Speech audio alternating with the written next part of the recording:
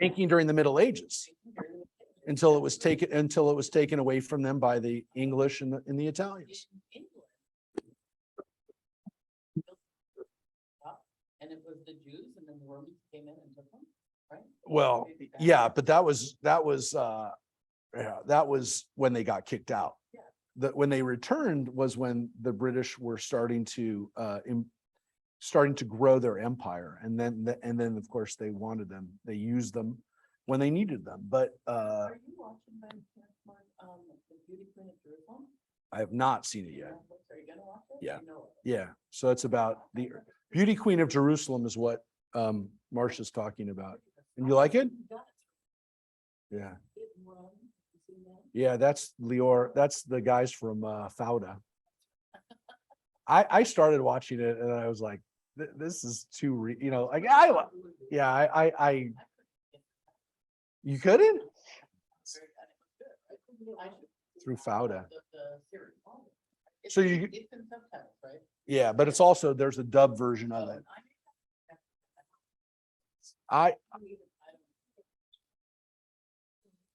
No, that's true. That is true. That is a problem. So it does take away what you can watch when you have subtitles. So I will, because if you're working like I am, then you're not giving it its full. So we're on Facebook now. We're ready to start. Thank you everybody for being here this morning. And we've talked about everything. We haven't talked about the Dodgers yet, but they're still, there's nothing to say there. And it just keeps, it's getting to the point where the problem is if they don't win the World Series now, everything's a big letdown. But do it for Vin Scully, as we say. We got to do it for Vin, 100%. So we are reading the story. We're reading the story of Jeroboam and the rise of Jeroboam, and the fact that what he did was he established the shrines at Dan and at Bethel. And he established specifically, if you recall, golden calves. And so these golden calves, we believe, were the inspiration for the golden calf that was in Exodus. So that the golden calf that we read about in Exodus was actually probably written after Jeroboam had established his golden calves, which became an abomination. Again, for the people who wrote and who edited the Bible, who were priests, nothing could be worse than rival priests, rival locations, people who, according to them, are not even priests. So Jeroboam is punished. It basically says this prophet comes forward and says at the altar of Jeroboam, one of the altars of Jeroboam, that he's going to, that very altar will be a place where his bones will be burned, or his bones and his descendants will be burned. And that's kind of where we finished up. His son, if you recall, his son was dying, and his wife, we're 1 Kings chapter 14, verse 17. And so again, this prophet who told him that this was all going to happen tells him his son's going to die and all these other bad things are going to die. And that's where we finished with this discussion of the fact that Jeroboam's reign is discussed and in more detail in the book of the Annals of the Kings of Israel, verse 19, a book that I mentioned last week. We have no idea what it is. We do have a book called Chronicles, which is another version of the book of Kings. It does not in itself reflect all the information that we think is out there. So we don't think that's the book of the Annals of the Kings of Israel, that's there either. Which means, again, that this book was never intended to be a historical book. The person who consulted this book, the person who wrote this story, the person who put this story eventually into a way that would find its way into our Bible, however that happened, even if it took hundreds of years, at the moment that this story was written and edited for us, the version we have, other information was not carried with us. How do we know that?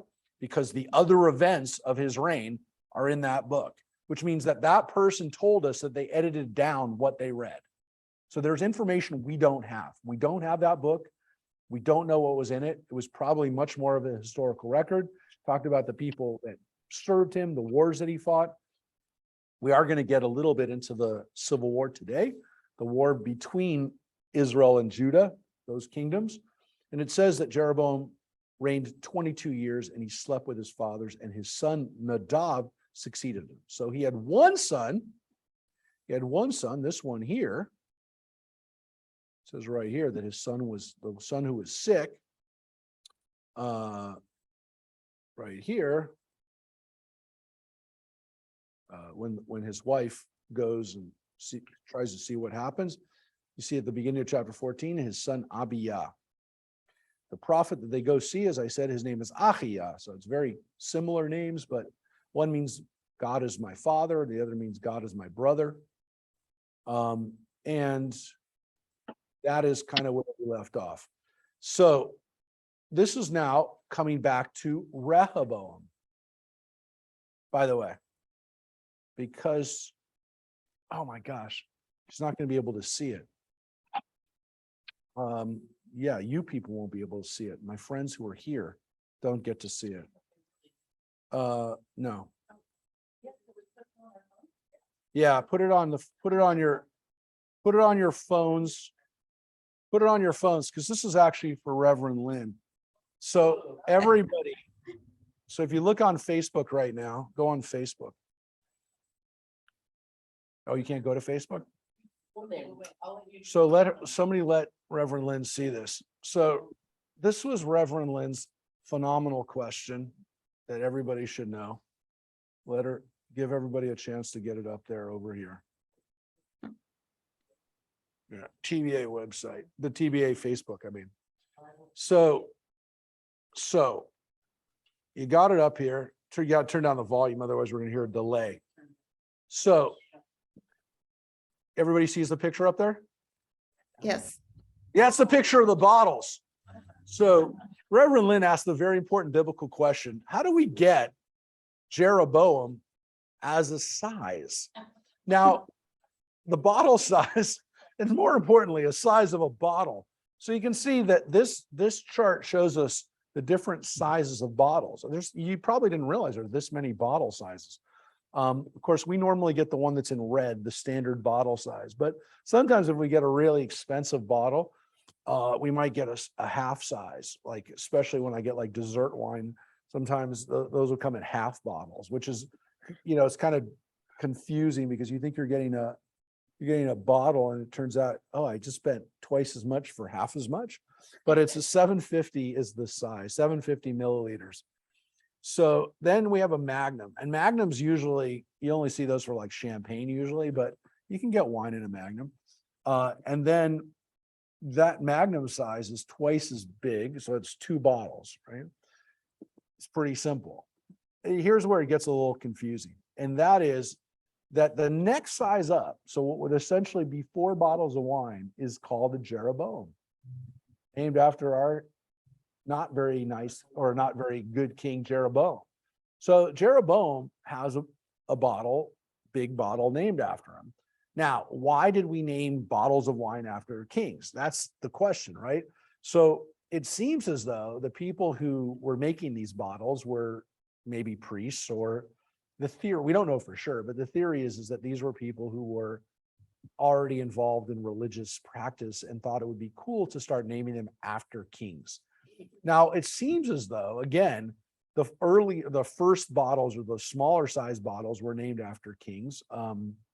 And so we have Jeroboam, and then we have Rehoboam. The confusing thing is that in certain kinds of regions and certain types of wines, the Rehoboam is a 4.5, and even a Jeroboam in a Bordeaux is still called a Jeroboam. So that's a little confusing. Again, I think generally speaking, you could say that Jeroboam is half the size, or 50% smaller, than a Rehoboam. So Rehoboam is really big. I mean, that's a heavy bottle of wine. You're not going to want to carry something much bigger than that. But yet, There's something even bigger called an imperial or a Methuselah. Now, Methuselah wasn't a king, but he was the oldest man ever. Right? He lived to be 969. So when Methuselah probably came along and they said, well, here we've got 7 bottles of wine here, or whatever. Not, yeah, something like, no, it's like 8 bottles of wine. He said 8 bottles, much bigger than that. No, they went bigger. And then they went even bigger to a Salmanazar or a Mordecai.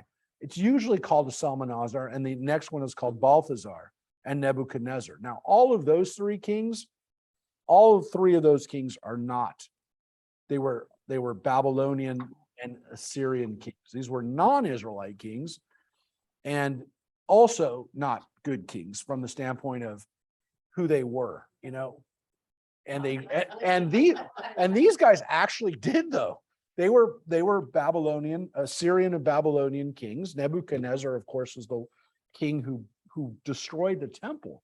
Now you'd wonder, why would we name something? Why would we honor somebody after a guy who built, who burned the temple down, the first temple? We were Christian priests naming things.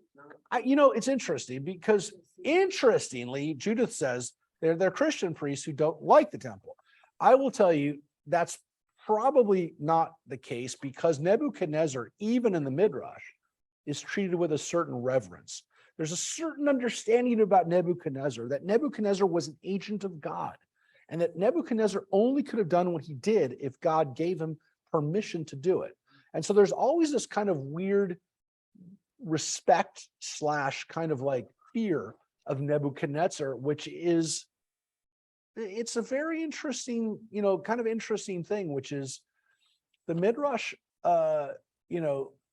respects him a little bit, and in a way that I've always found disconcerting. I've studied it, and I've always thought that sounds a lot like, you're glorifying the oppressor. I mean, can you imagine if there was nice texts about Hitler or about, people who, really, that would be the equivalent, the guy who destroys the temple and exiles and murders hundreds of thousands of Jews. So it's a strange thing, but he did have this power that, it seems as though God gave it to him. And so there is this like respect for it. And there's even, I said, these midrashim, I told you a long time ago that it's weird that Nebuchadnezzar was actually an incarnation or a continuation, if you will, of Pharaoh, that Pharaoh never dies. Like Pharaoh is the eternal enemy of the Jews that God keeps alive to be that role.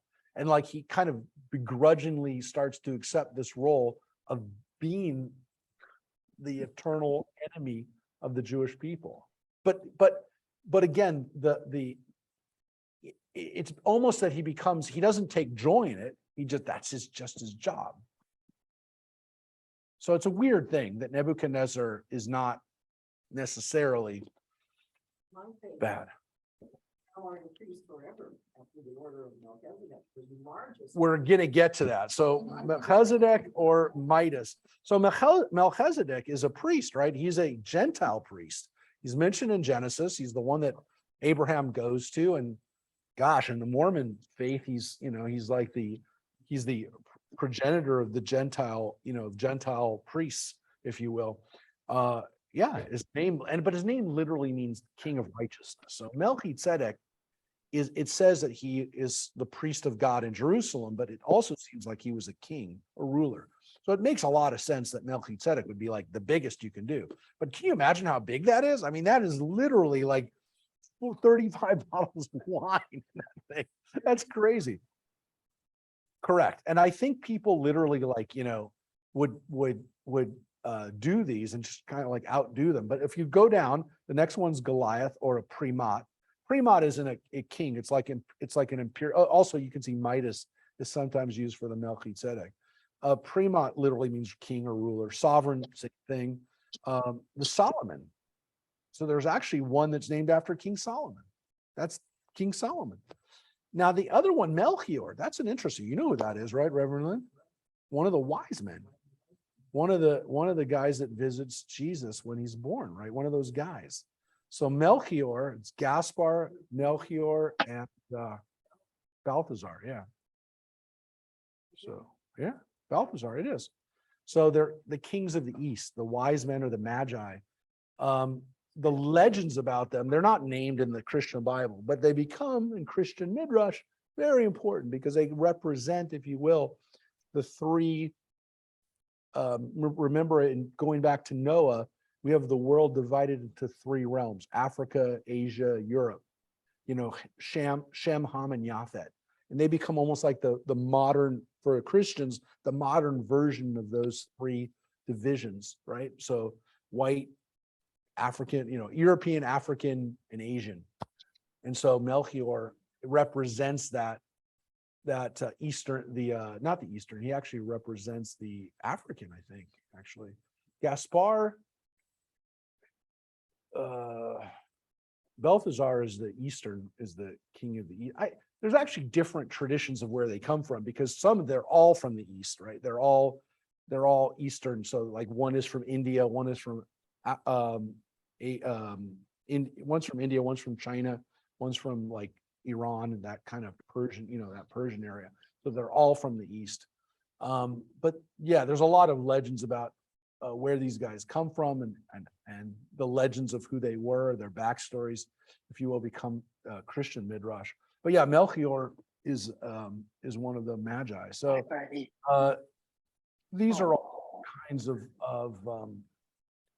of where when people wanted to keep making bigger and bigger bottles of wine.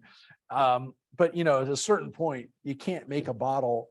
The bottle cracks under the weight of itself. So it becomes anything bigger. I think I've seen a Rehoboam. I don't think I've seen anything. I think I saw like at a restaurant. I don't think they do actually. Judith said, "Do they have it at Yarden in the Golan?" I don't think they do. I don't think they even make anything bigger than a Magnum. It's so impractical to ship and to even display. Yeah, I mean, how do you lift it?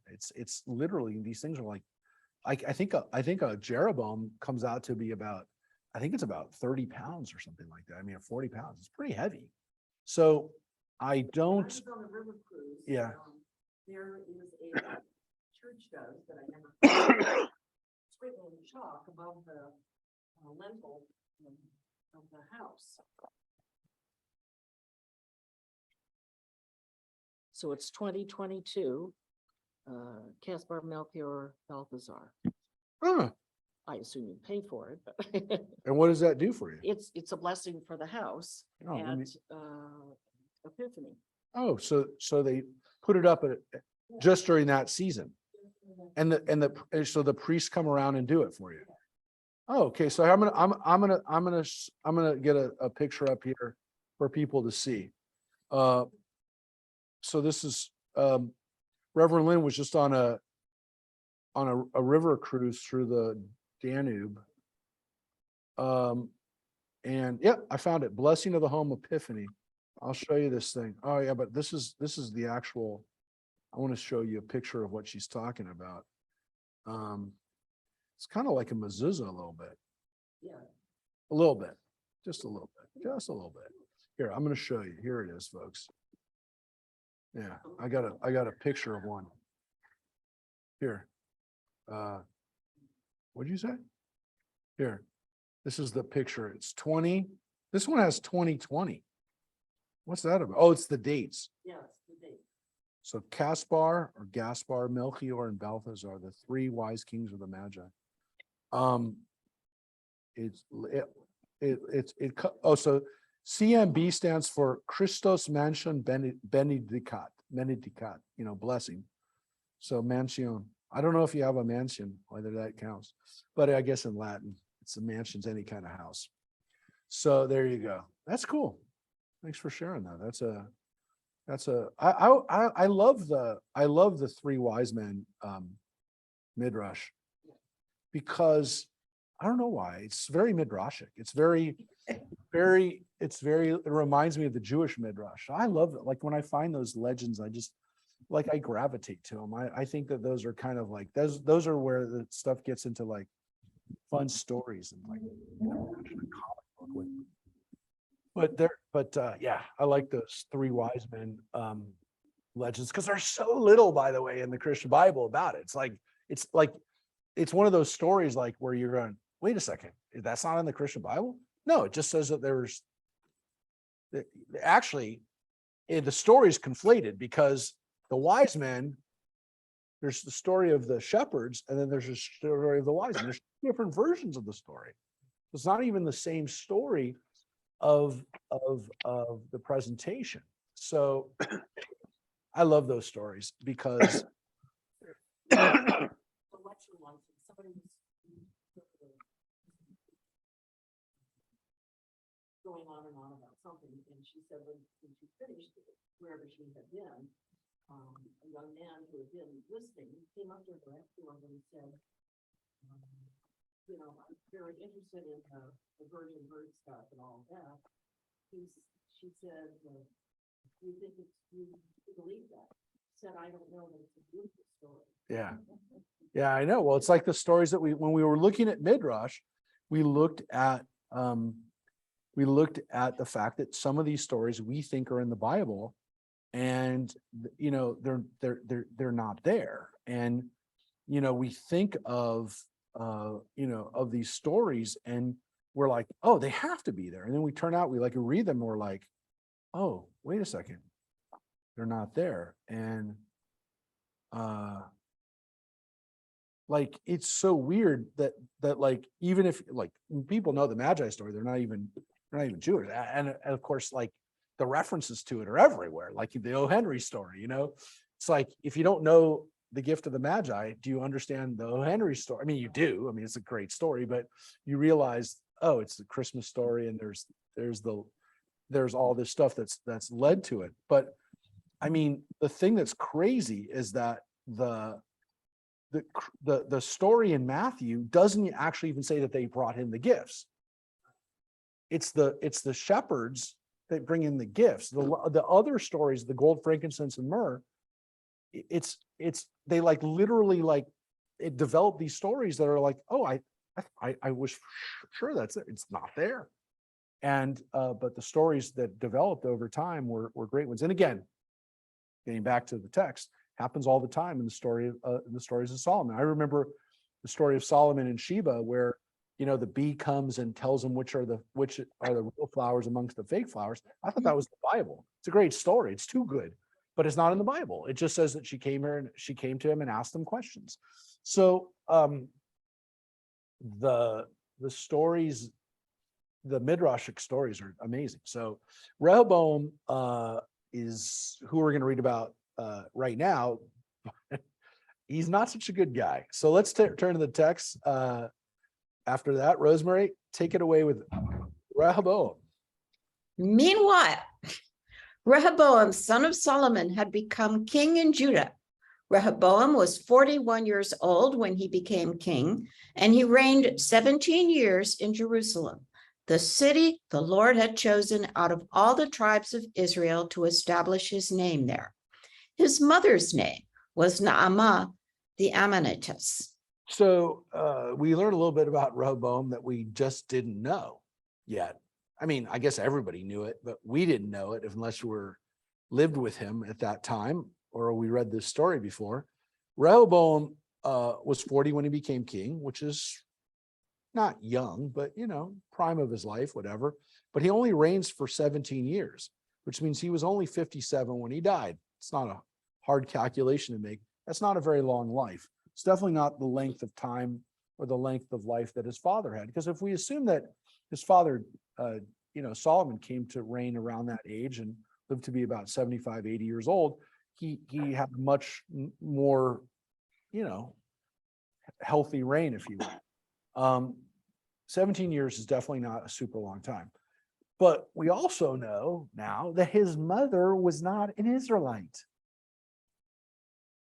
That means this other problem that we have with King Solomon, that he married women who were not Israelite, was much more significant than the fact that he just liked foreign women, because I like foreign women. His children were the descendants of foreign women, meaning the kings of Judah were descendants of foreign women. So immediately, I mean, Solomon's mother is Bathsheba. This guy, his mother is an Ammonite. So immediately we have people that are now mixed into the family, mixed into the dynasty that are not Israelite, that are not from the tribes. And the Ammonites, if you recall, are descendants of Ammon, who is Lot's son / grandson, going back to Sodom and Gomorrah. It was the child that he had. Ammon and Moab were the two sons that he had with his daughters. That's Naamah's ancestors. These are not people that we're supposed to really be merging with. Now, we already know that David has a Moabite great-grandmother named Ruth, who's a wonderful lady and seems to be a paragon of virtue and somebody that we talk about and we write about and we love Ruth. So she's already Moabite, which means that by the time we get to Rehoboam, he's got Moabite blood in him and he's got Ammonite blood in him. So who really is at this point an Israelite or Judite? Was it only the royalty that was married into these other groups, or were there other people that were married in other groups? We believe that, at least from kind of what the rabbis themselves said a long time ago, there's a pretty good mixing going on. And so the idea that these were purebred tribes of Israel was just not the case. And it's definitely not the case at the top. So anybody who's now a descendant of Rehoboam, any of the other people that we're going to read about that are descendants of Judah, have Ammonite, Moabite, and we're going to start reading some other cultures and peoples that have made their way in. We already know there's Canaanite blood in the tribe of Judah because Tamar was a Canaanite. So we know that they were Canaanites already part of our ancestry, and now these other nations as well. Less approved, if you will. Less approved? Less okay. Intermarriage? Intermarriage, was it because of outside forces? I think, okay, so Judith's question, when does intermarriage become a problem? Look, the Torah itself says you're not supposed to do it. So everybody is doing it because the Torah in Deuteronomy says you're not supposed to do it, and they're doing it. So even if, okay, so let's say the section of Deuteronomy. Okay, so let's say the section of Deuteronomy, if we follow the biblical scholarship that the book of Deuteronomy is fairly late, written after this. Let's say Deuteronomy is written during the time of King Josiah, who lives about 200 years later. So let's say that. Well, guess what? King Josiah is the great grandson, many greats, of Rehoboam, which means that Josiah has this bloodline in him too. Now, Deuteronomy is where we get this rule, specifically, don't marry the Ammonites, don't marry the Moabites.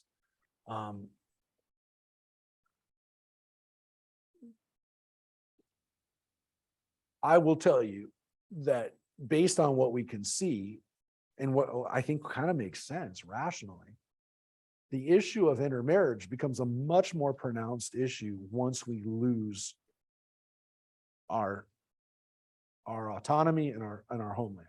Because if you have a country and if you have an identity that's shaped around your country, if you marry somebody from another country and they live in your country, they're going to become like you and not the other way around. Now, we read that King Solomon is condemned for marrying all these other women, but what he's really condemned for is the fact that he lets them influence him and lets them bring their gods to there. It's never separated there. It's always that he let them do this. And how could they not let him essentially marry these women when David did?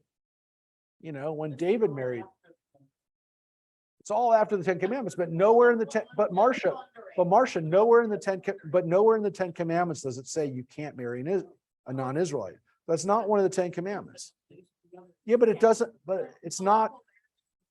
it's never does it say that you can't marry somebody from another tribe, another ethnicity, another whatever in the Ten Commandments. Look, all the patriarchs have this issue of like, how do we maintain our national identity in the early stages? I mean, it's kind of implied by the fact that Abraham makes his son Isaac marry someone from his own family. Isaac and Rebekah make sure that Jacob marries somebody from within their own family. So we understand that.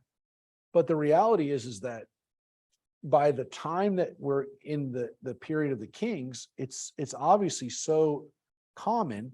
And I think that there was really a sense that as long as they're not bringing their theology, it's not a problem.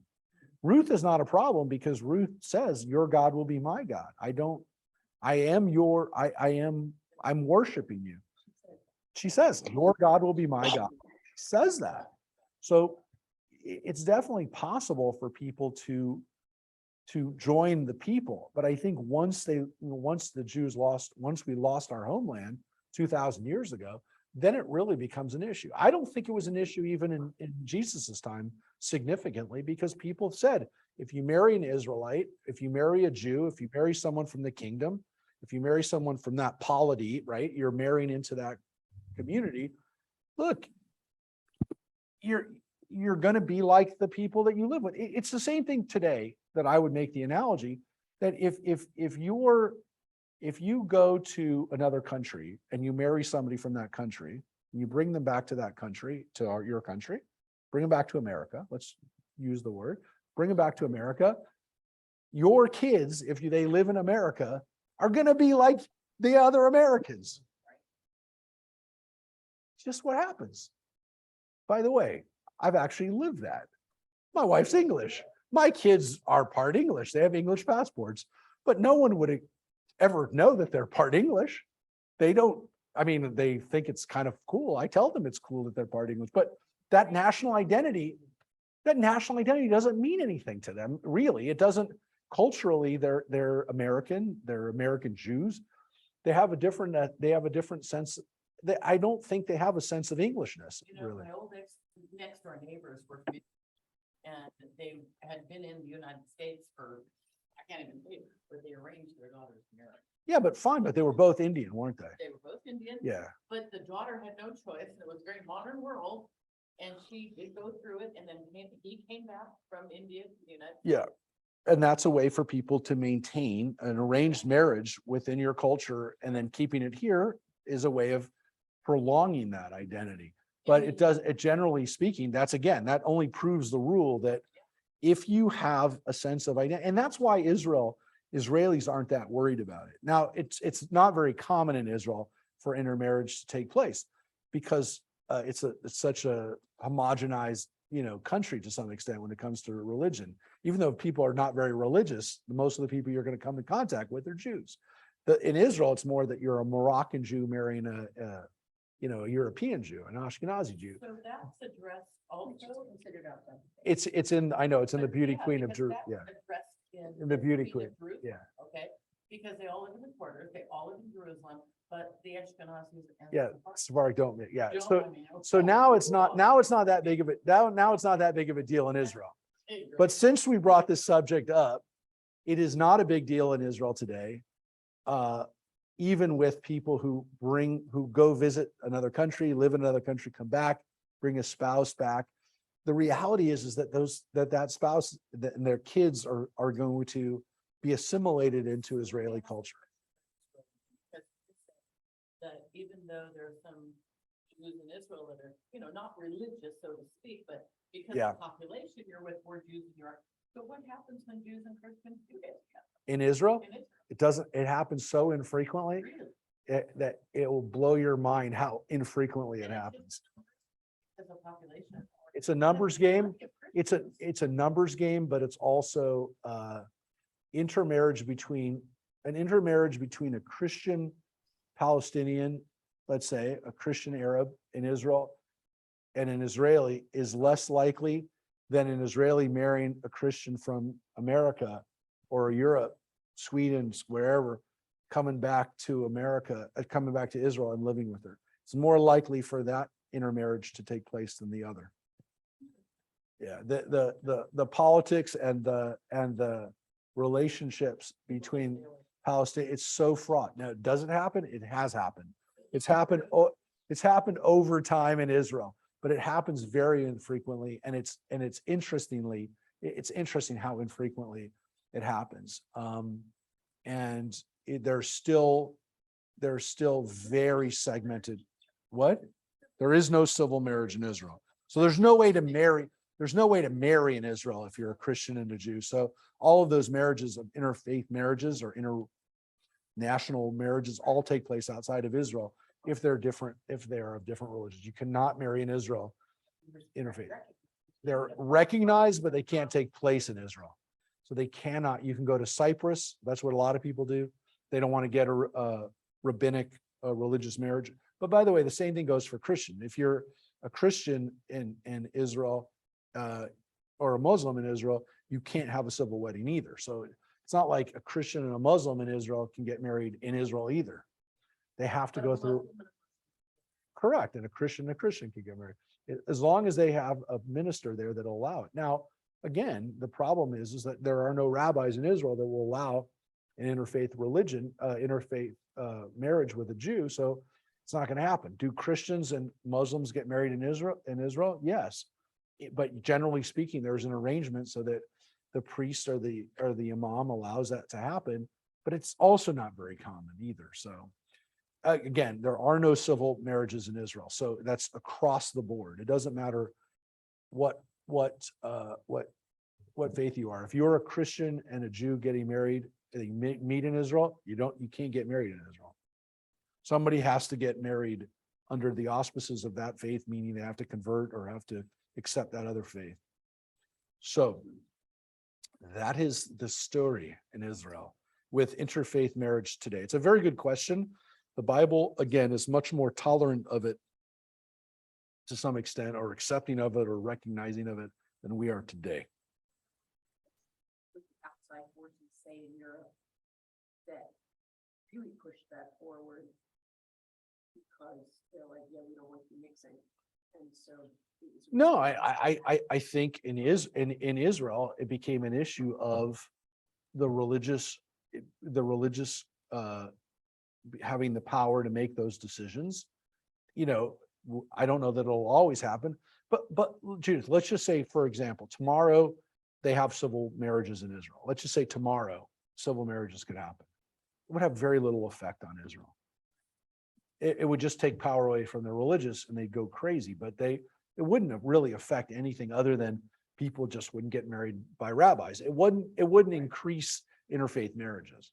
That's not what's keeping interfaith marriages from happening in Israel, because people just go to Cyprus or they'll go back to whatever country the other spouse is from and they'll get married there. I 100% believe there should be civil marriages in Israel. Don't get me wrong, but it's not a critical issue. Nobody in Israel is going, well, this has got to end.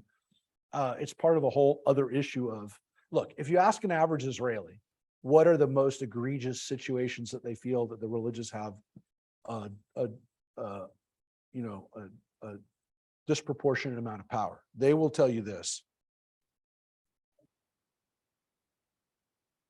The fact that that Orthodox Israelis don't have to serve in the military is a bigger issue than they don't have civil marriages. Orthodox is really, and that's because They can get out, they can get a military deferment just because they're studying Torah.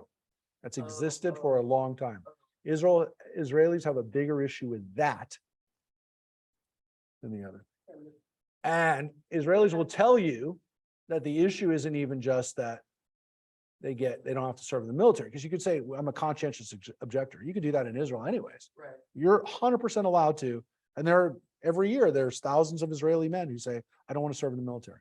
I don't want to serve. Not a super popular decision to make, but there are people who make it. And they say, it goes against my conscience. The Israeli government will recognize that. Right. That's interesting. That guy in But World War I, the problem is, Audie Murphy, the story. Listen, the problem that we have in Israel is that even if the Israeli ultra Orthodox, and some Orthodox Jews do serve in the military.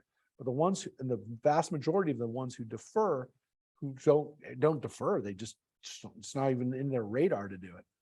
The issue is they don't even have to do national service. And so people say it's not fair that they don't do anything to give back to the country.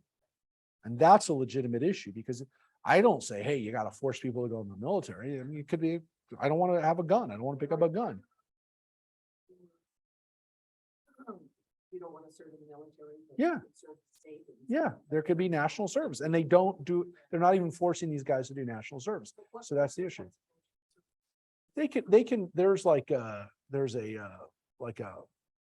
work, like a office corps where they do like like it's not that hard, but it's like they do like 2 hours of, 2 years of a year and a half of working, in office. It's like office work for the police or for the, they can do that. Yeah, there's national service that you can do in Israel that's not, and Israel is now, fortunately, does not have the same military needs that they used to. They don't even care. Like all the time, women especially will say, I don't want to serve in the military. It's not part of my life. They don't have to serve in the reserves. I mean, part of the issue for men is that if they defer, and they never even do their reserve duty, and reserve duty becomes like a part of your life. It's like everybody does it. And so if you don't do it, you like lose that whole segment of your life. But more and more people are deferring it and not doing it for various reasons, partly because they moved to Israel later in life, and you don't have to now go into the military if you come later in life. They used to have to go into the military. So it's a much different situation, but it comes down to, again, in Israel today, that's a bigger issue than the marriage issue. All right. What? That makes sense to me that would be a big reason. It is. That's what Israelis are, more upset about. All right. So here's what happens with Rehoboam. Judah did what was displeasing to the Lord and angered him more than their fathers had done by the sins that they committed. They too built for themselves shrines, pillars, and sacred posts on every high hill and under every leafy tree. There were also male prostitutes in the land. Whoa. This is, just finish that part off. Judah imitated all the abhorrent practices of the nations that the Lord had dispossessed before the Israelites. Yeah. So by the time of Rehoboam, all of this stuff goes south, in the sense that they are doing all the stuff that the Canaanites were doing. So the Canaanites are now, their culture seemed to have won, because all of these, look at what the priests are really upset about. The fact that people have established shrines inside the kingdom of Judah. So this isn't just going up on the north, right, where Jeroboam has now created these shrines. People are worshiping at shrines all over the place. They're worshiping at shrines, at pillars, at sacred posts, every high hill, every leafy tree. There's shrines everywhere. Is there any evidence of that? Oh, yeah. Yeah, I mean, they wouldn't make this up either, by the way. This is not good.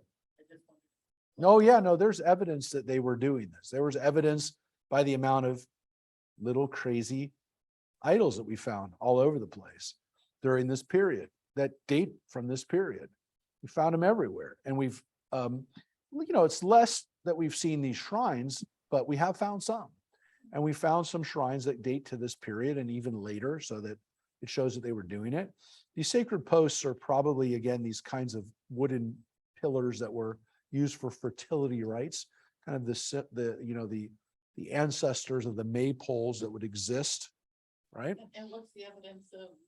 No, by the way, we don't have those because those were made out of wood, but the stone shrines and the altars and the temples we found. What about the male prostitutes? Yeah, we don't have evidence. They've long since died, but no, but this is not. This is the text says that they did it. And what's interesting about this, No, what's interesting about this is that it probably goes with the fertility cult stuff that they're doing. What's interesting about the male prostitutes here is that they're called, if you look at the word, they're called Kadesh. The Kadesh and Kadesha and the Kadesha are the male and female prostitutes that were sacred prostitutes, cultic prostitutes.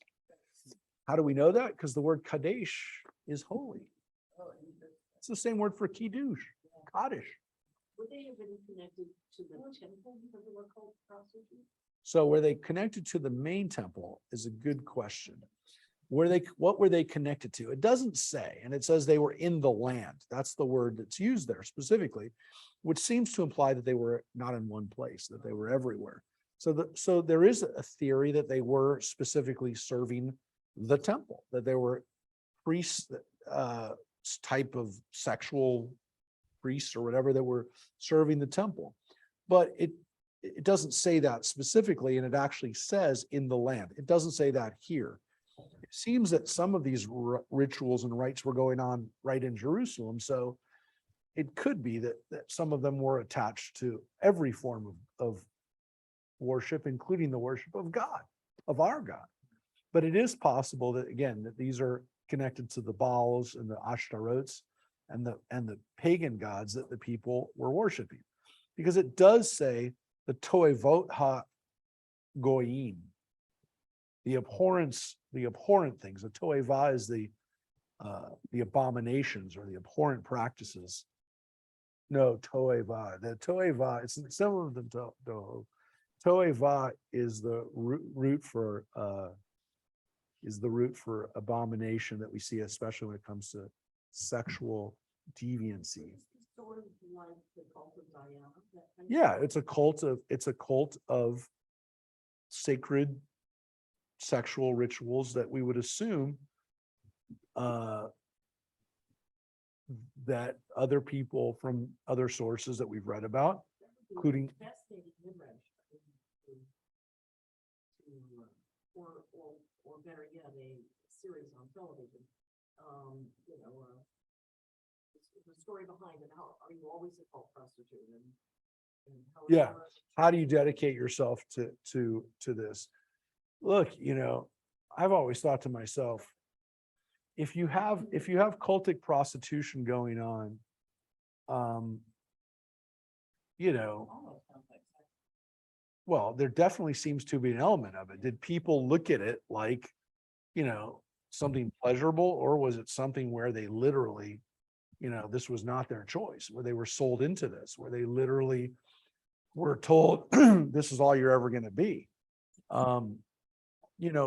It's hard for us to, wrap our heads around it because, we are removed from that. But look, we know that sexual trafficking is going on, has always gone on, and whether people were willingly doing this or whether they were sold into it, religious sex workers. And did people feel that, to some extent that, did people Was it an honor? did people believe? Yes. Did people believe it was a part of their belief that they were doing something holy by doing this? These are the questions, that we kind of, this goes back to Judah, who has sex with Tamar, thinking that she's a sex worker when he has sex with her. Did he think she was a sex worker? Did he think she was a cultic prostitute? Does it matter? Did people go, well, it's cultic prostitution, but it's prostitution, and look, I can go have sex and, or was it more expensive? We don't know these kinds of things of the way it went down. We do know, by the way, and I will tell you, there are words in the Bible for it. There's a Kadesha or Kadesh, that's a cultic prostitute, and there's a Zonah, that is a harlot, that is a sex worker for sex, for money. So there are two different words for it in the Bible. I think sometimes the Bible conflates the words so that you look down on the words of, you look down on the sex work and call it harlotry because it's all harlotry, right? It's because at the end of the day, they're saying it's all harlotry. Look, Judaism was unique at the time for not having sex, fertility practices, sexual acts as part of the ritual. So Judaism at this point had already broken away from other religions by not requiring, encouraging, tolerating sex work as part of the holy work. So did people look at that as a positive? Did they look at it as a negative? We definitely look at it as a positive today because we understand that forcing somebody into a life of having sex for God, for money, for anything would be something we would consider pretty horrible. But, and I don't mean this because that's our like moral relativism. That's the way we look at it today. I think most of us would say, if somebody is sold into any kind of slavery, it's bad. And there's not like a good side of that. Like nobody says, oh, slavery, that's just, you're just being woke, slavery, it wasn't so bad. I mean, that's like that. Plenty of people say that, but we don't consider them woke. Yeah, we don't really, there's really no way of spinning that, I think. So I have to say, like, did Jews at the time think that they were ahead of the curve because they didn't have sexual slavery? Or did they think, oh, why is our religion the only one that doesn't have fun? Like, I don't know. I'm not 100% sure that like we'll ever know the answer to that, because we only have this side from the priests who say you can't do that. God doesn't want that. Now, you can make the argument, and I definitely believe this, but again, maybe this is my rationalization. One of the ways we did away with sexual exploitation, at least for the sake of religion, is that we said that's not tolerable. And Christians who came along and developed a religious practice and religious laws based on the Torah to some extent didn't find that tolerable. Look, we don't talk about it, but if a mission, I mean, this is where somebody's going to say that I said something that I didn't, but if a Christian outpost in the New World did away with human sacrifice and selling children into sexual slavery, would we call that cultural exploitation? Now, you could say, well, they didn't have to force them to be Christian. They didn't have to force them to speak Spanish. They didn't have to force them to, to go to school or to work on their farms and everything else.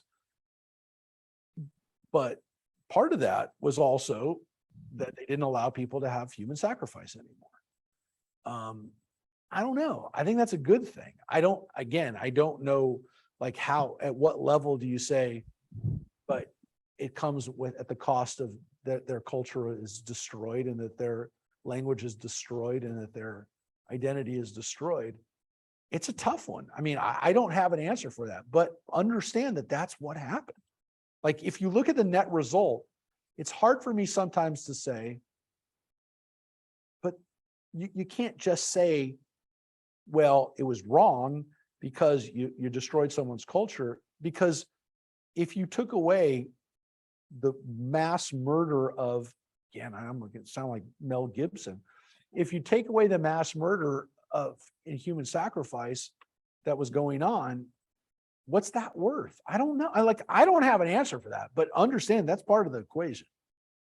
So all I want to tell people is, when the Bible says that the Israelites were slipping back into the ways of the abominable practices, the abhorrent practices of the nations, that's part of what was going on here. Now, you could say, again, the priests were not letting people worship the way they wanted. I want to worship God in my backyard. I think God's here in my backyard. Yeah, it makes sense to me. I don't need to go to temple to worship. I don't need somebody to tell me I can't pray in my backyard. God's everywhere. I want to pray to God, in my room, listening to, music from India. I don't care. Well, who am I to tell you that's not okay? That's not holy. But the priests don't like that. So, Where I struggle a little bit with this is that go from then and then all these transitions about time, right? So it wasn't okay, it was okay, it wasn't okay, but now we come forward, okay? Now we live in a culture where we're educated, we know Old Testament, we know New Testament, we know. Why do we swing the pendulum so in Christianity, and even maybe some far right Jews, you know, it could be anything. But why are we, so it's written, we know we have fault. We know we, you know, have had these experiences. We know there was prostitution. Why are we so finite now? Where did this come to?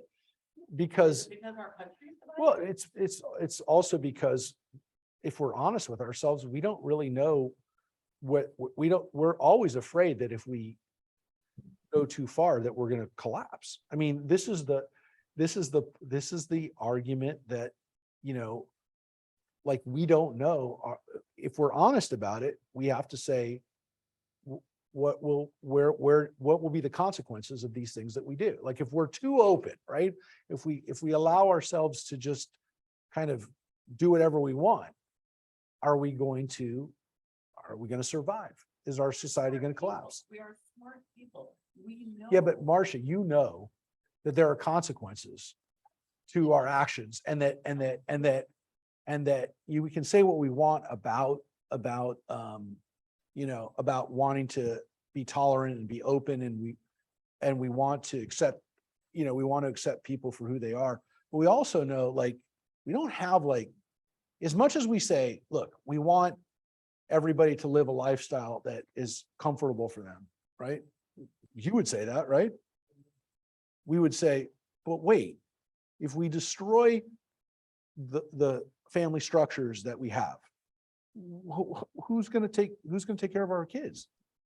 Well, that is kind of happening. But I mean, look, but Marcia, you would say we should allow people to have you live this. I'm not telling you this, you live it. Yes. You live it. But we also have to say, but if we don't encourage people to have families, whatever the family structure is, what happens? I just don't understand why we're not breaking bread, okay? And having conversations. You just said you had an incredible conversation with your children before you will move forward with this sort. And I do the same. And I teach that value in my home. But what I have a problem is when I cross the lines or I see things on. Because you have a different reality. I think that's the. Yeah. You don't struggle. You don't share the same reality. Yes. And what we also have to remember is that we know, if we're honest with ourselves, that we know there's things that we don't know. Like, if you're really honest with yourself, really honest with yourself, we get paralyzed by the fear that the consequences of our actions, we don't really know. And are we opening up something that we'll never be able to put back? And I try desperately when I'm, you know, yes, I have my values in my way, and in my home is one story. And when I'm in public, the way I would communicate with others is another story. Yep. But I try to be very, at least for me, objective and find on both sides. But are there times in the dark of night when the lights are off where you say, I don't know that I'm right? So that's a I'll good, say that every time I say that's a good thing, right? No, So the problem is, are we making decisions, or we're saying, are we really making decisions where we're saying, look, I don't know how this plays out 150, 200 years. I think about this a lot. And so I do wonder. Rabbi, we're only getting one side of this conversation. Can you kind of summarize what's going on? Saying or believing is true. And the other reality says, absolutely, this is the truth. But This if is we reality. follow Bible tells you an incredible story, Yes, it's not an incredible story, right? but there are people who don't believe That's, that, and you can't fault them, that's. because I live this reality. The trouble with the Bible It's like the movie, you're gonna have lots of different things in it. So this is what we read. When we read a line like this, we recognize that it's fraught with judgment, and it's fraught with people looking at it from their standpoint. And when people of the Bible at this point say that the Israelites were going back to the ways of the people that God didn't like, that we're saying this is what they were saying this about themselves. they understand, or they saw themselves. Now, again, part of it is that we look at that and we think about the people that say that today, and we normally think of those people as the most closed-minded and the most prejudiced and hateful people that we can think of. They're the people that are always telling people what they can and what they can't do. The problem is that where are the limits, and at what level do we ever think about what are the consequences of opening this up? And that's what's interesting about these lines, that when we see them, when the Bible steps in and says this, we know we can understand what they're saying. And the rabbis knew what they were saying too. The rabbis who commented on this knew what these people were saying. They saw these as cautionary tales for themselves. And they would say in their own day, in the rabbinic period, 500, 1,000 years later, we're talking about literally 1,000 years later, in some cases, 2,000 years later, the rabbis would say, yeah, we're going off the rails, just like they did. And we, and we're, in the most part, for those of us that don't live in a fundamentalist community, for the most part, say, yeah, we don't want to live that way, but what are we giving up by not living that way? And for those who look at how many people willingly choose to live in an Orthodox world, there are people who say, I need to have some rules. I feel more comfortable living on these rules. And you've got family, I've got family, everybody's got family who's made those decisions that have gone back to tradition. My son just sent me something that says, remember kids, the parts about a talking snake are literal. The parts about forgiving debts is just a metaphor. So how do you look at that? I will tell you that I think about this a lot. All right. Yes. Not getting back to one of the things I remember when my children were little. I'm thinking, we want to teach our children to be non-judgmental, right? We want to teach them to accept all people. But does that mean accepting people who do things against our values, our personal values? And that's so where do you draw that line? Right. How do you rehabilitate, murderers and help them versus a small person that commits a crime? But I'm sorry, go ahead, Ralph. No, it just balance is always the issue. I mean, there is this and then there's that. It's a slippery slope, but we have to go partway down the slope or something. Yeah, I think the cautionary tale, though, always has to be in the back of our mind to understand that there are consequences for opening up certain things, that we go, look, where does it end? And I think those people who kind of think about, as Reverend Lynn said, the balances and the fact that these cautionary tales are there for a reason, because we're not the first civilization that danced on the line, so to speak. And the more willing you have, the more willingness, and the more, to some extent, cosmopolitan, and the more diverse you are, the bigger these issues become. If you live already in an inherently small insular community, you don't have to worry about it. So we're going to read now a weird story about the Raiders of the Lost Ark. Where does it all come from? Well, here's where it comes from. Yep. In the 5th year of King Rehoboam, King Shishak of Egypt marched against Jerusalem and carried off the treasures of the house of the Lord and the treasures of the royal palace. He carried off everything. He even carried off all the golden shields that Solomon had made. King Rehoboam had bronze shields made instead, and he entrusted them to the officers of the guard who guarded the entrance to the royal palace. Whenever the king went into the house of the Lord, the guards would carry them and then bring them back to the armory of the guards. Did we just read that everything just got stolen out of the temple? Yeah. So when we talk about where's the ark lost, the reason why in the movie it's in Egypt was because, according to the Bible, the Egyptians took it. The Egyptians took it. They took everything. And Rehoboam makes cheap copies of the stuff. The stuff that was gold is now bronze. This is not a little thing. So again, this Pharaoh Shishak we know about him. We know when he lived. We know he was powerful. We know he campaigned against people. And it seems as though, it doesn't say that he killed a lot of people in Judah, but it does say that he took a lot of stuff. So Does that have something to do with the intermarriage? I don't know if it has anything to do with intermarriage, even though Solomon was married to one of King Shishak's daughters. We don't know if it's this King Shishak or maybe the previous Shishak, but the point is that this is pretty serious stuff. So he carries this stuff away. Doesn't say how many people he killed, but it says he marched against them, took it, and leaves them with not a lot. This is not a like a little thing. I mean, this was a kind of show of force. Now, one can make the argument that this is reflective of the fact that the kingdom is now split. There's a kingdom of Judah and a kingdom of Israel, and King Shishak just took advantage of it, which is one of the reasons why we read he took care of Jeroboam.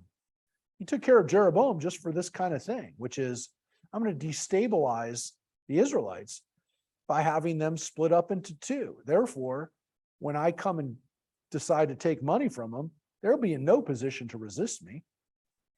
So if you want to look at anything, this was a payback. This was a return on investment. The Pharaoh just got back a lot of money that he had invested taking care of Jeroboam for the last several years. Yep. Maybe that was in the back of his mind the whole time. It's also interesting that the Egyptians got back a lot of money. Well, we were just reading in Exodus recently, like last week, that when the Israelites, on Wednesday night, when the Israelites marched out of Egypt, they took a lot of treasure with them, that they stripped Egypt bare. Now, they asked for it. The Bible says that that every Israelite asked their neighbor, Egyptian neighbor, to give them stuff, and they gave it to them. Get out of here, right? But here, it seems like the Egyptians just got a whole lot of money back. So the money's going back and forth. Sometimes it takes hundreds of years, but it seems like the Egyptians now just took back a whole lot of money. So when we talk about the Bible says that they borrowed it from the Egyptians, it actually says that. They asked them for it. They borrowed it from them, is the translation. Maybe it really was a borrow. It was a long-term borrow for a couple hundred years. But about 250 years after we left Egypt with their money, just got it back. So, and they might have just gotten it back, unfortunately, not just in gold shields, but also in beautiful things like the ark, very important things like the priestly vestments. That's why we have a lost ark, friends. The other events of Rehoboam's reign and all of his actions are recorded in the annals of the kings of Judah. There was continual war between Rehoboam and Jeroboam. Rehoboam slept with his fathers and was buried with his fathers in the city of David. His mother's name was Naamah the Ammonitess. His son Abiam succeeded him as king. So that's the end of Rehoboam. If you think we don't know anything about him, you're absolutely right. We know nothing about him. We know that his mother's name was Naamah. We know his name was Abiam. We know that he reigned for about just under 20 years. We know he fought with the Israelite kingdom throughout his life. The book of Chronicles actually tells us hundreds of thousands of Jews died, Israelites and Judites died during that time, fighting each other. But we really don't know anything about him. We don't know anything other than he basically was not a very nice guy who has the ability to bring the kingdom together and decides, no, he's going to make it worse. And he is definitely responsible, or at least partially responsible, for the split of the kingdom. The Egyptians definitely exploited it, we just read, but we really know nothing about him. That's it. That's all we know about him. We know a lot more about, well, we don't know a lot more, but we read about Solomon. We read about what he said. We read about what he did with building the temple. We read about his wives. We know a whole lot about David. And by the time we get to Rehoboam, we know nothing. It's John. Well, okay, but the other book, they didn't delve into, right? They didn't tell us, they didn't share it with us, which basically tells us that they really don't care. That the story is about David and the kingdom, and everything that happens after that is almost as if to say, well, this is what happened, and this is kind of like, we're going to show you how it happened. But we're going to show you how King David, this great king, ends up having descendants who are losers and who literally lose the kingdom. But it's progressive and it takes hundreds of years, and it's not filled with lots of good things that happen. There's very few heroes in this story. And the best thing you can say about somebody is they didn't do the horrible things that their father did. But that's about the best thing you can say about these people. And what's tough is that the good people oftentimes don't live a long life. And that presents another theological problem, which is, why are the good people not being rewarded? And so that starts to become an issue. That becomes an issue. Because the good kings should be able to reign for a long time. And so this is a problem. And there's so very few of those good kings.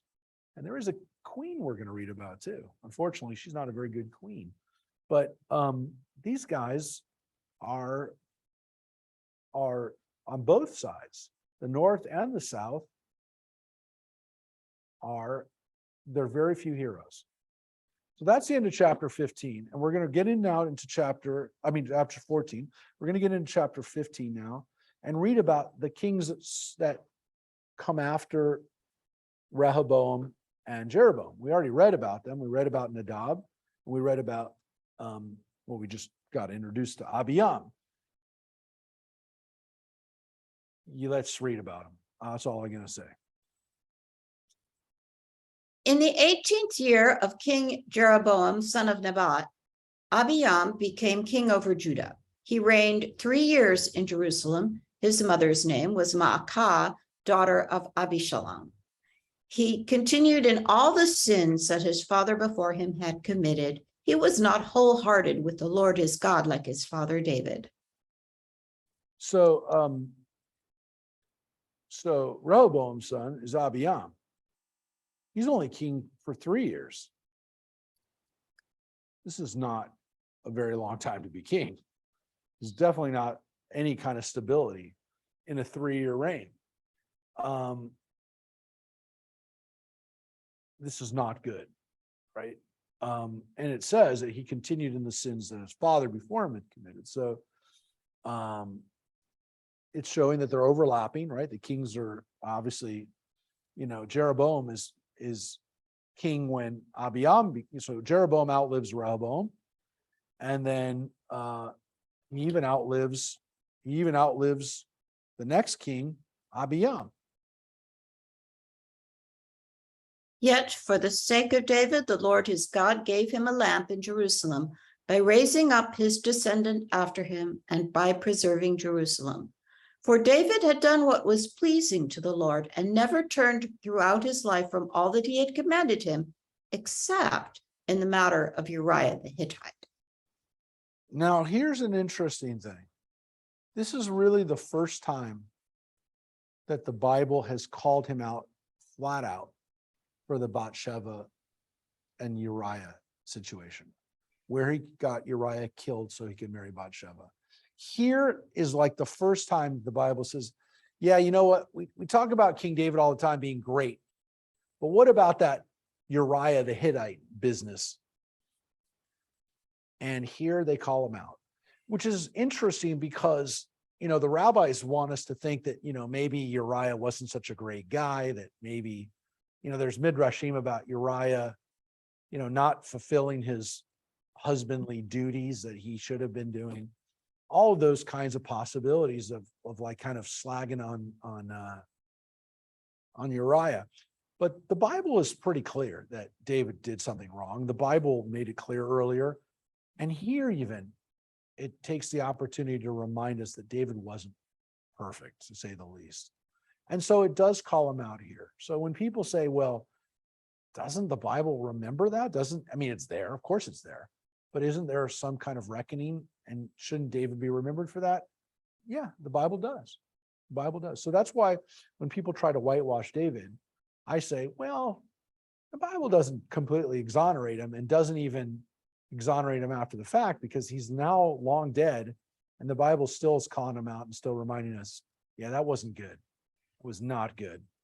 But David was overall so much better than his descendants that the Bible specifically says that because of David, Jerusalem is still whole, is still the capital, and his descendants will continue, even if they don't deserve it. Pretty wild. For the sake of David. So everything, all kings are compared to David in spite of. Yeah. Every king, especially the kings of Judah, will be compared to David. The kings of the north, and this is why, again, we know that the person who edited it, who wrote it, was from the south. The kings of the north never can do right. They can't. They're always messed up because they're inherently rebels. They're inherently split apart. The kingdom, even though the kingdom, we're told, that's a punishment for, for Solomon and for the behavior of the kings of Judah. But even with that, there's this recognition that this is not the way, these people are not good in the north, especially since they're not worshiping for the most part in Jerusalem. I say for the most part, because there clearly are people from the north that are going to Jerusalem. And the north, and the writers point that out. So again, you have Jeroboam in the north. Prejudice against the North? Yeah, there is a prejudice, but it's definitely not racist. It's definitely based on the theology. And so there's this understanding that if only the Israelites would worship in Jerusalem, everything would be fine. And so that's the weird thing, is that they don't ever condemn Israel for any more than they can themselves. They do kind of condemn the intermarriage or the lack of the role. I will say this, even the intermarriage in the north, it's always couched in, that's how you get idolatry, is through the marriage. The woman will bring in the religion, which the most obvious one we're going to read about very soon is Jezebel, who brings in the Phoenician idolatry. So the women are oftentimes, again, the ones bringing it in, and that's because the men are Israelite or Judite, and again, it's the women that are bringing in their other religions. So Jeroboam and Abiam are so Jeroboam lived through Rehoboam's reign and Abiam's reign, and here's what it says about that. The other events of Abiam's reign and all his actions are recorded in the annals of the kings of Judah. There was war between Abiam and Jeroboam. Abiam slept with his fathers. He was buried in the city of David, and his son Asa succeeded him as king. So now you have Asa, who is Rehoboam's grandson, Solomon's great-grandson, and now he's reigning. And we're not talking about Solomon only reigned 20 years ago, because Rehoboam reigned 17 years. I'm not, again, remembering the years isn't that important. I'm only telling you this because it was only 20 years ago that Solomon was reigning, with the end of Solomon's reign, right? So we know that this is about the length of time that Jeroboam was king, because he took over as Solomon was coming to the end, and decides to rebel against Rehoboam officially and make himself king. But this isn't that long ago that Solomon was king. It was only 20 years ago. And to put that into perspective so that you can kind of imagine what that's like. Remember, Rehoboam's king 17 years. His son Abiyam is king 3 years. You know, folks, 20 years ago, George Bush was president. George Bush Jr. was president. That was 20 years ago. So we're not talking about ancient history here, that Solomon was looming in the background. So now we have this next king, this now the third king after, is Asa. So Asa, Asa. It's not a very common American name, but there are Asas. It's a biblical name, a biblical king. Asa. He is now the king of Judah. In the 20th year of King Jeroboam of Israel, Asa became king over Judah. He reigned 41 years in Jerusalem. His mother's name was Maacah, daughter of Abishalom. Asa did what was pleasing to the Lord, as his father David had done. Now, here we have a hero, King Asa.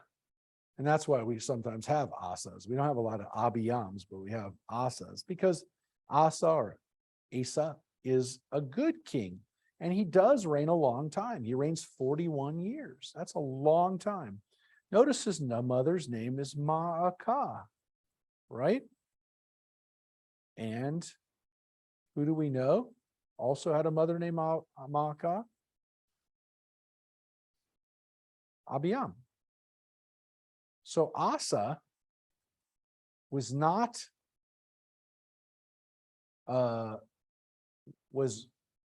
if not his brother has the same mother. That's what it says right here. Right? So look at this note here. So either we have an error here or they were brothers. Most people again say they couldn't have possibly have the same mother unless they are brothers, right? Or there's a mistake here. And the mistake would be that there's a mistake one way or the other. I hate to tell you. I mean, either her name was not Maacah, or they were sisters, or brother. I'm sorry, they were brothers. Or as we read in the other book, the book of Chronicles, it says his mother's name was Micaiah, daughter of Uriel of Gibeah. So that there's probably a scribal error. One place or another, there's a scribal error because they could not possibly have the same mothers and they'd have to be brothers, not son. Is it possible? Either one, but somewhere there's an error, and Chronicles does have this other name. The point is that he reigns for 41 years, which is longer than Rehoboam and Abiyam ruled together ×2. That's how long Asa is king for. Now, we know he's good, and it says he's like his father David. It's not his father, right? It's his great-great-great-grandfather, right? Because his great-grandfather, well, depending on whether he's Abiyam's son or his brother, but the fact is let's assume he's his son, then you're going back. Rehoboam is his grandfather, and Rehoboam's grandfather is David. So he's going back great-great-grandfather, 2 greats to David. So he's called his father. That's the father of the dynasty, the father of his house of David. So he's good, like David. And look what he did. Look what this Asa did that made him good. He expelled the male prostitutes from the land, and he removed all the idols that his ancestors had made. He also deposed his mother, Maacah, from the rank of queen mother because she had made an abominable thing for the goddess Asherah. Asa cut down her abominable thing and burnt it in the Wadi Kidron. Yeah. So he must have really been very well loved by the priests who coincidentally wrote this. No, I mean, look, he got rid of the idolatry that had been so pervasive in Jerusalem, including the male prostitutes. It says flat out the Kadeshim, right? These sacred prostitutes. And he removed the idols. So he does what needs to be done. What's interesting, of course, is that he also got rid of his mom. Doesn't say he killed her, but it says he got rid of her. He threw her out. And it means that the queen mother was a position of authority. Because otherwise, you don't get deposed from something that's not a title or a seat. So she had it. He got rid of her, took her out of that position, and that means there was a position. So understand that there was a title of Queen Mother that came with power and decisiveness, and that's what moms, especially Jewish moms, do. Well, she's not exactly a Jewish mom as we see. She's a Ammonite, or no, she's not. She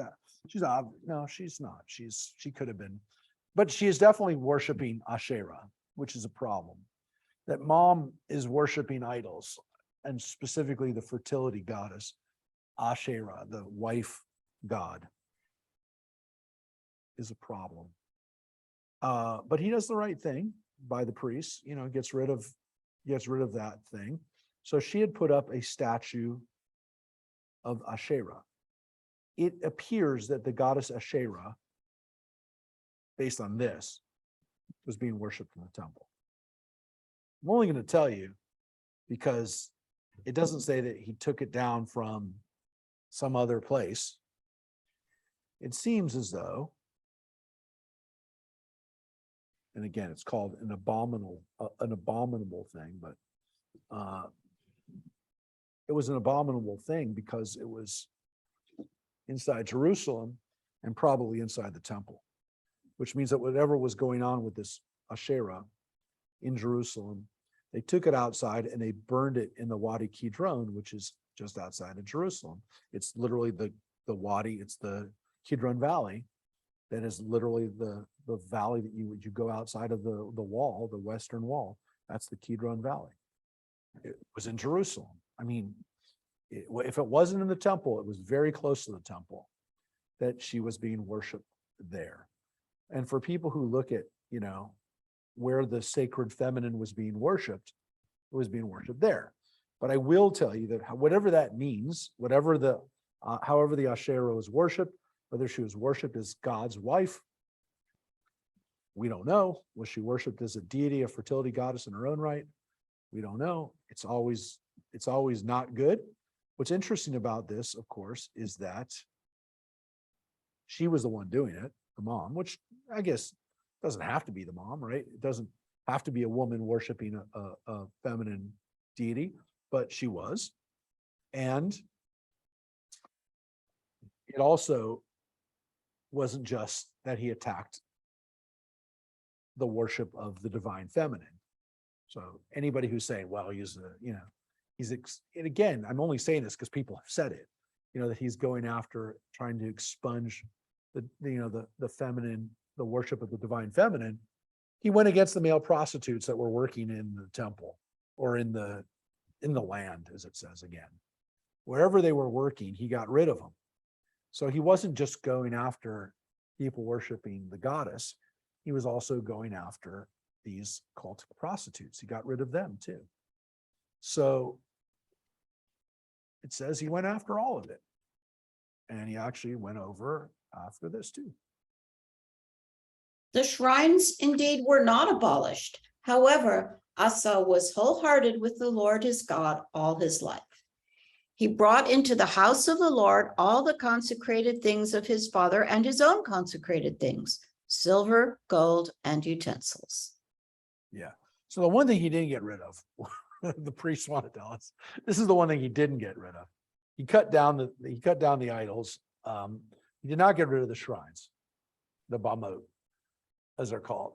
He did not do that, but he served God. So why would he not get rid of the shrines? It's probably because he wasn't making people only worship in Jerusalem. So he did 90% of he did 90% of the job. He didn't do 100% of the job. He didn't get rid of the other places that people were worshiping God. He didn't get rid of the shrines and the places where people worship God, but it wasn't Jerusalem. And by the way, in my book, that's pretty good. Like, okay. So he didn't force everybody to worship in Jerusalem. The people who wrote this were people who only wanted people to worship in Jerusalem. So he did not reach 100%. He didn't get an A, he got an A minus. But, look, from our standpoint, he just didn't make people all worship in Jerusalem. That's not so bad. But for the people who wrote this, it's not good enough. So he was pretty good. But he also brings in to the temple stuff of value. Wow, that's really good if you're a priest, because that means he's investing money into your infrastructure. He's funding your operation, because if there's things that are of value in your building, it just means if you're running a little low on funds and you need to sell that or pawn it, you gotta have resources. It just says he gave the priest money. That's what it just said. But here's the last thing we're going to read today. This is the crazy stuff here. There was war between Asa and King Baasha of Israel all their days. King Baasha of Israel advanced against Judah, and he fortified Ramah to prevent anyone belonging to King Asa from going out or coming in. So Asa took all the silver and gold that remained in the treasuries of the house of the Lord, as well as the treasuries of the royal palace, and he entrusted them to his officials. King Asa sent them to King Ben-Hadad, son of Tabrimon, son of Hezion of Aram, who resided in Damascus, with this message: there is a pact between you and me and between your father and my father. I herewith send you a gift of silver and gold. Go and break your pact with King Baasha of Israel so that he may withdraw from me. King Ben-Hadad responded to King Asa's request. He sent his army commanders against the towns of Israel and captured Ion, Dan, Abel Beth-Makkah, and all of Kinnerot, as well as the land of Naphtali. So, in a nutshell, what we just read was that King Asa had to, and we haven't read really about King Baasha yet. Don't worry, we're going to. King Baasha, and it's confusing because there's Asa and Baasha. They are the guys that go out against each other. The Bible is telling us, had a flat out war against each other. King Asa is definitely threatened by King Baasha. And so what does he do? He goes to the Syrians, he goes to Aram, and he makes a pact with them. He says, I know you have a pact with King Baasha, but break it. I'm going to give you more money. You break the pact. You threaten him from the north, because Syria is on the other side of Israel, right? You make a pact with me. You attack him from the north. He's going to have to defend. He's going to have to send his armies up to the north on your border, and I'm going to come in through the south, from the south, and attack Israel. So 100% we just read. This is a war between the north and the southern kingdoms, between the tribes of Israel, where they are 100%. Bible just told you, turning to an outside army to inflict damage on their own people. I don't know what else you can say. It's flat out there. The Bible is 100% telling us that he did it. There is maybe implied criticism here of King Asa for going into the temple treasury to get the said funds, because it says that he went in there and gave him gold and silver from the house of the Lord, which we just heard he put there, and now he took it back. He went to his treasury too, and he didn't just take it from the priest, but he took it from his own.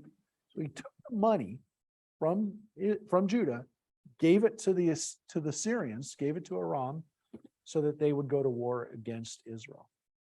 This is very sad. It's very sad. It's political necessity, right? The enemy of my enemy is my friend, right? One of those kind of situations. But it's very sad that this is what it's devolved to. So what we haven't seen, we've heard, is that there's war between the North and the South.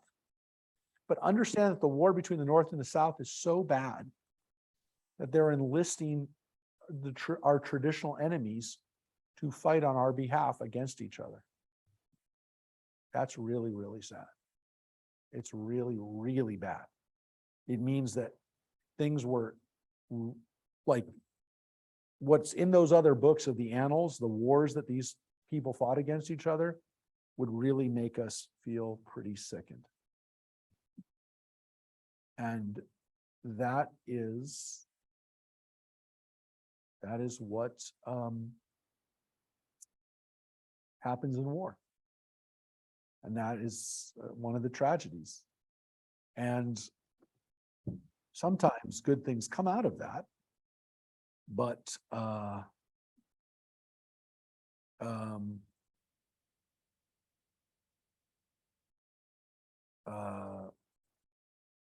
let's read we'll just finish with this, and that's what we'll finish with. When Baasha heard about it, he stopped fortifying Ramah and remained in Tirzah. Then King Asa mustered all Judah with no exemptions, and they carried away the stones and timber with which Baasha had fortified Ramah. With these, King Asa fortified Geba of Benjamin and Mitzpah. So King Asa, when Baasha had to stop fortifying the southern border against Judah, when he was fighting against the Syrians now that were invading the northern part of his country, King Asa came up from the south, took those fortifications and used them to fortify his own border.